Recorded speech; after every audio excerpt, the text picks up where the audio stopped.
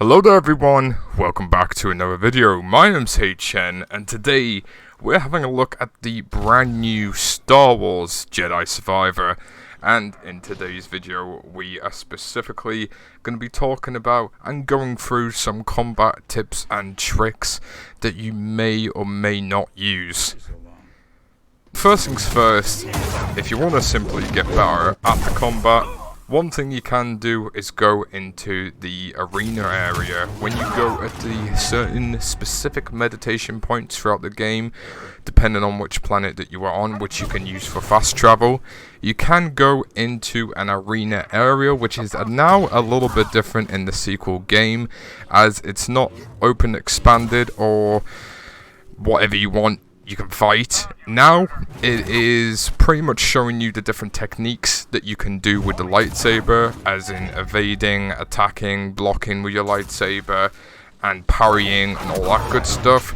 That can really help you out, and you can also get some great finishes in there, just as shown. Next, when you are not in your meditation arena, you will come across all sorts of creatures and, most importantly, stormtroopers, bucketheads in the Star Wars universe of Jedi Survivor.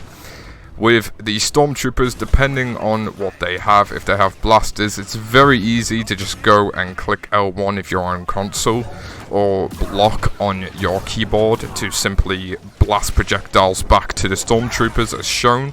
Then as well, if you are fighting stormtroopers with batons, it is really cool with them, because if you parry at the right time, you are able to get some really star killer typed finishes in, which are so cool to see. And then when you are not fighting the Empire, you will be coming across a lot of variety of creatures, as shown in these clips right here. Some that you might recognize off the classic movies, and some you may not have seen before. People like the Rancor and the abominable Yetis out there. Simply, these are going to be creatures that are going to go and try and hit you really fast and grab you like the Hulk. And what you simply want to do with that is, when they hit red, you want to dodge them as much as you can, and when they start rolling or trying to grab you, dodge some more. And if you do have the ability available, slow down the enemy. This will be able to give you plenty of strikes to get the enemy's health down.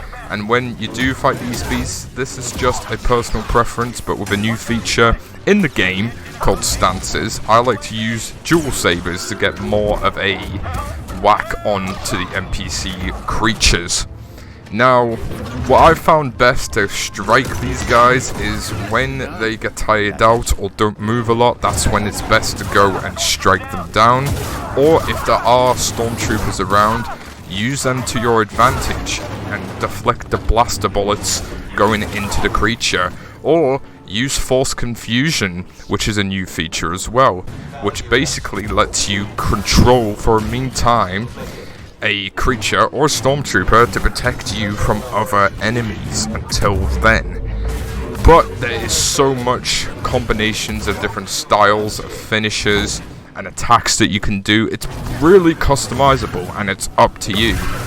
Now, if none of these tickle your fancy and none of this works for you, simply go back into the meditation arena, because you can for as long as you want, and until you exit out of the training simulation, you are able to practice on any of those that you want. But apart from that, guys, I hope these combat tips and tricks have been helpful. If you'd like another video on this with some different NPCs, today we have covered the clone troopers, stormtroopers, and the battle droids. With the maneuvers and capabilities of what you can do when fighting stormtroopers, if you're fighting purge troopers, you simply just gotta parry these guys. They will be an absolute bitch to try and get, but most importantly, they are very simple to get once you gather up skills, abilities, and you parry enough to get a few hits in. Plus, the slowdown ability Cal has, that can also be used as well at the right time.